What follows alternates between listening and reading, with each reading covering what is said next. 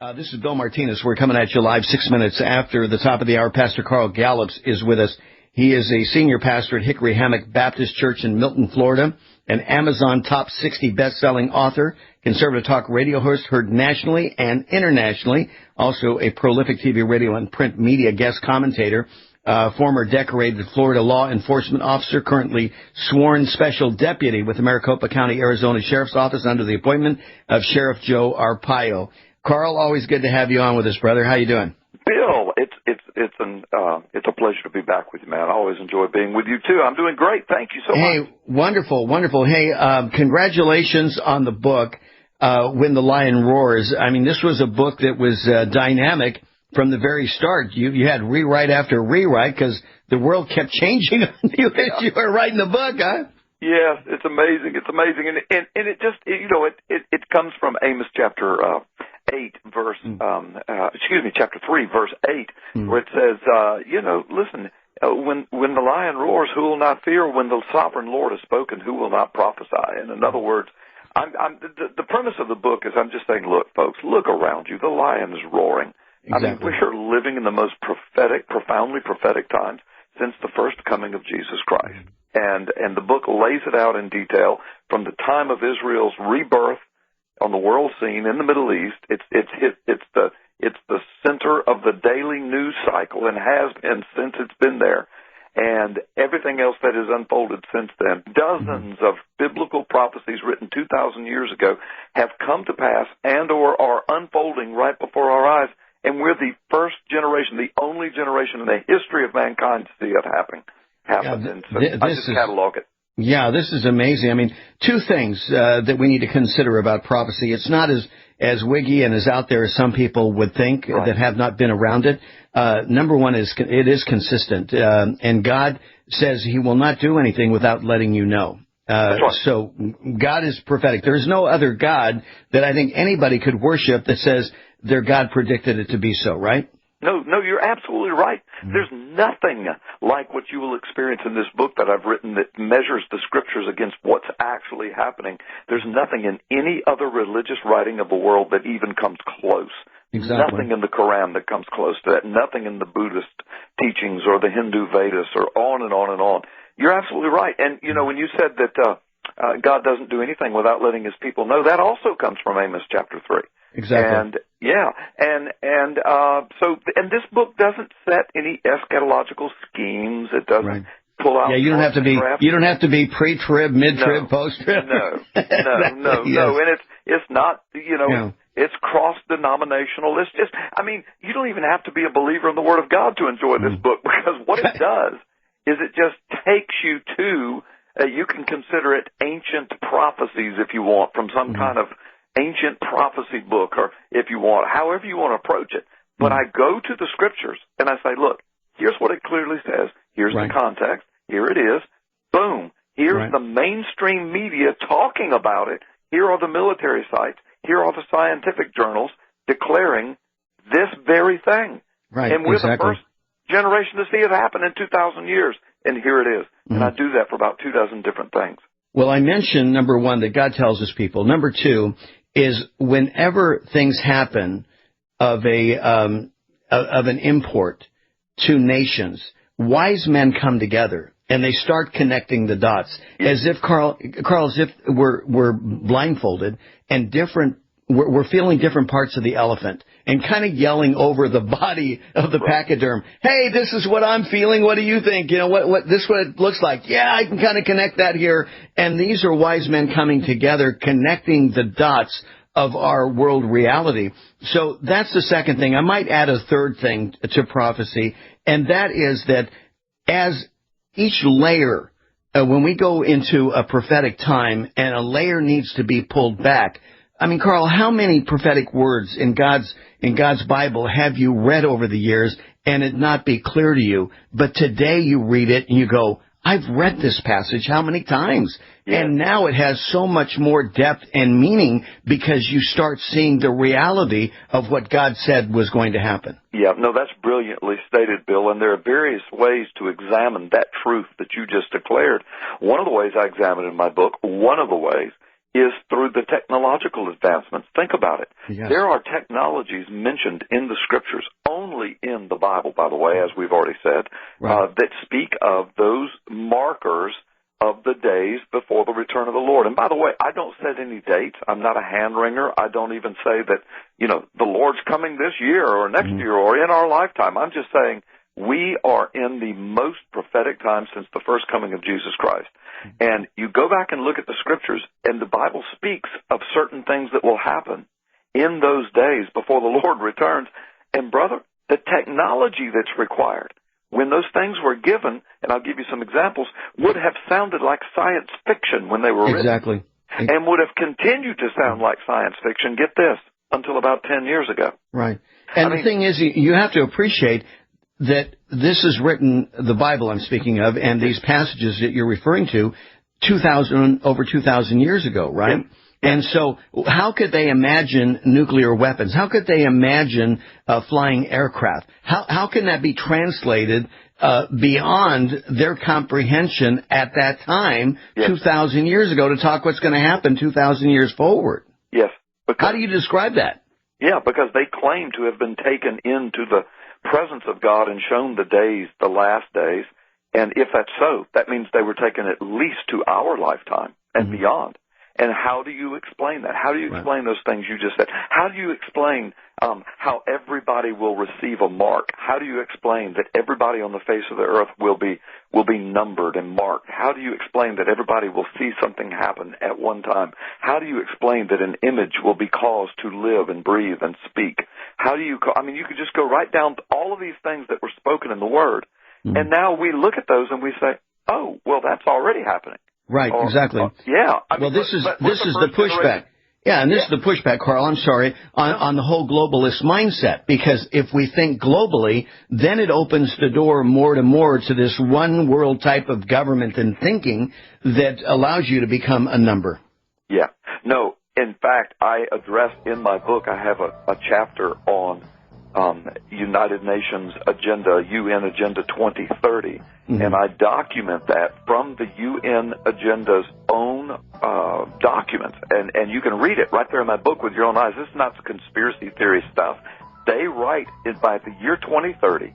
It is the United Nations Agenda, the globalist agenda.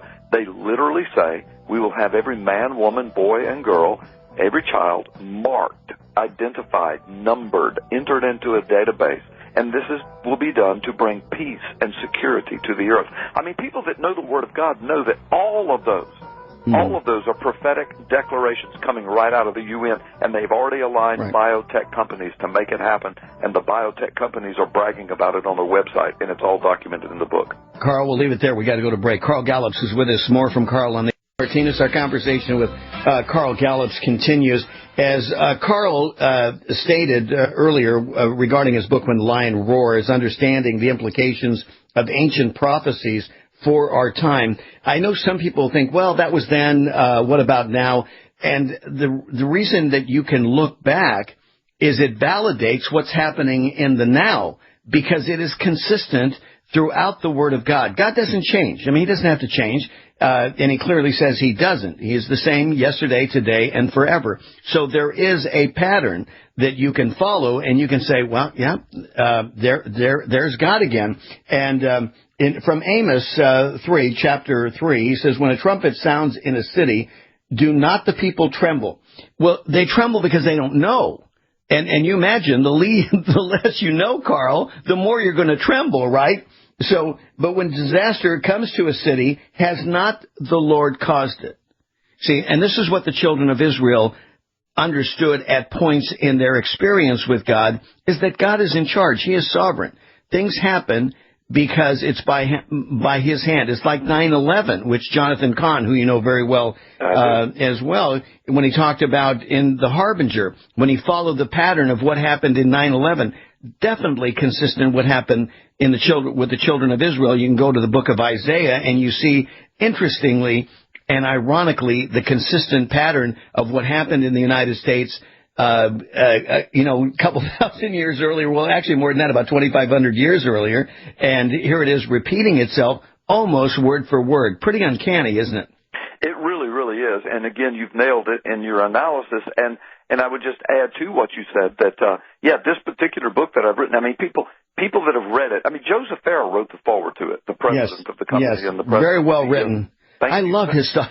Gosh, he's so good. Yeah, he's thanks. So good. I appreciate it. Yeah. But he did, he wrote the foreword to it, and I was just absolutely, honored because he read the book, and he said, oh my gosh, this is unlike any prophecy book that's out there, anything on prophecy in the market. And the reason is because this book does deal with the here and now very, very powerfully, very profoundly. I mean, and it takes those things that the Word of God said, look, here will be the definitive markers of the days before the return of the Lord.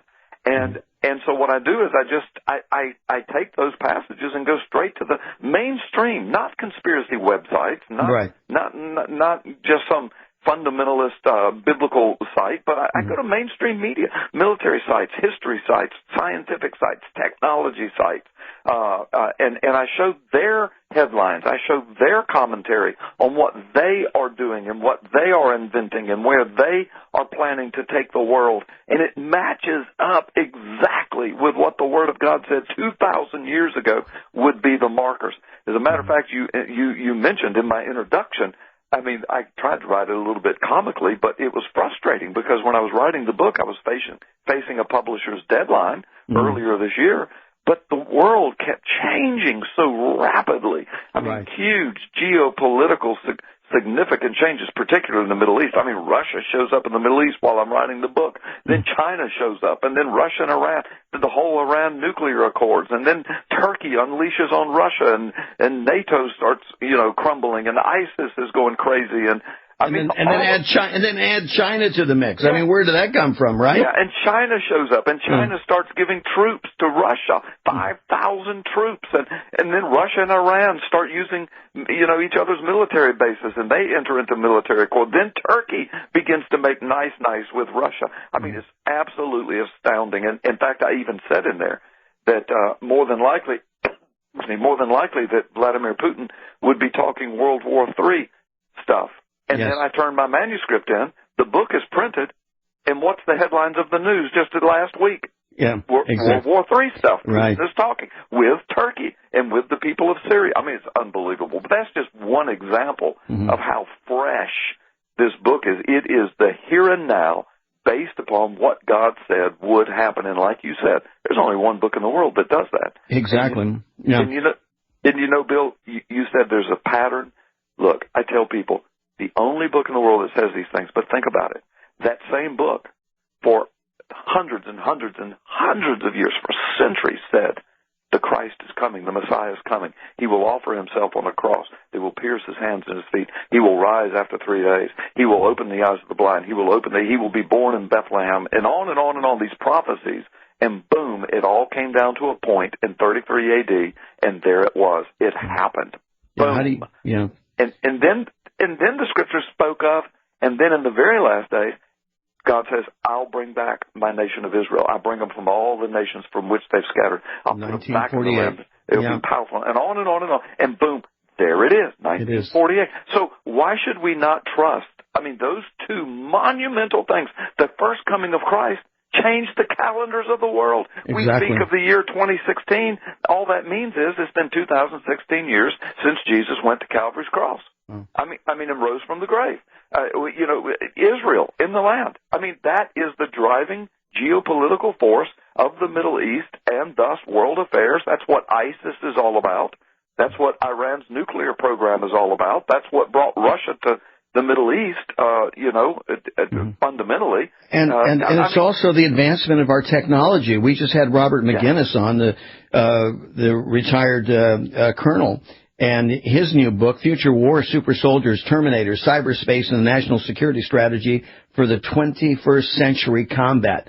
I mean, they're talking about robotics. I mean, RoboCop is around the corner here, Carl. So all this is coming together. I don't know if I told you this, but about 8 years ago, I had a prophetic conference in Southern California with Dr. Chuck Missler and Bill Salas and Bill Koenig as well and some others.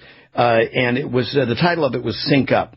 The idea is that we needed to sync our spiritual clocks, our body clocks, to what God was doing. And here we are reminded, because what God has shown me, when Israel came back and became a nation again, as he said would happen in 1948, I said, it's as if the hour hand of God's prophetic clock was set at that moment. Yep. And what has been passing since have been, hours, minutes, and seconds to this, this eternal climax that we've been waiting for. Yeah. No, absolutely. I think you're dead on, and I speak of that in the book as well. I speak of all the technology you just spoke of the robotics and transhumanism and CRISPR-Cas9. I mean, all of that's there. And it's all, again, most of this stuff, if we had been talking about this 10 years ago, we would have been considered complete conspiracy theorists. Well, I got to tell you, ladies and gentlemen, you're going to read this book, and you're going to, am I reading the newspaper or what? No, this is an explanation. As Karl Barth said many years ago, that he felt he should go to the pulpit with the Bible in one hand, the newspaper in the other, and now more than ever, you can see the contemporary events aligning up with what God said would happen. Karl, one final deal before we wrap up here. We've got about a minute and a half left, and that is, all this being said, we know that evangelicals, only about 50% will actually go out and vote. And this is evangelicals and Catholics. We can put the two together, especially Catholics have been in the headlines lately because of things that have been said about them from Hillary's side. But evangelicals, only about 50% will bother to register to vote, and then even half of them will actually go out and vote. And now more than ever, the call is out for evangelicals, Catholics, to make sure they're registered to vote and to make sure you vote. And there is a clear distinction between these two candidates. And I will say, I don't know how you argue against Donald Trump just based on the two-party platforms. Yeah, well, no, you're absolutely right. Based on the two-party platforms, and let me say, Bill Clinton won the election by saying, it's the economy stupid, it's the economy stupid. Let me say to your listeners, it's the judges, it's the judges, it's the Supreme Court judges, it's globalism versus nationalism. Yeah, it is. This is a choice election, ladies and gentlemen. It's that simple. Do not be distracted by what the mainstream media and what the staunch Democrats. They're in a clear panic. That is real obvious, isn't it, Karl? Yes, it is. Yes, it is. I think they see a destruction of what they've worked so hard towards this globalism. No question, Karl. We're out of time. Thanks again. Your book is linked on our website, available at all the usual places. Win the Lion Roars. Karl Gallups on Bill Martinez. This report is brought to you by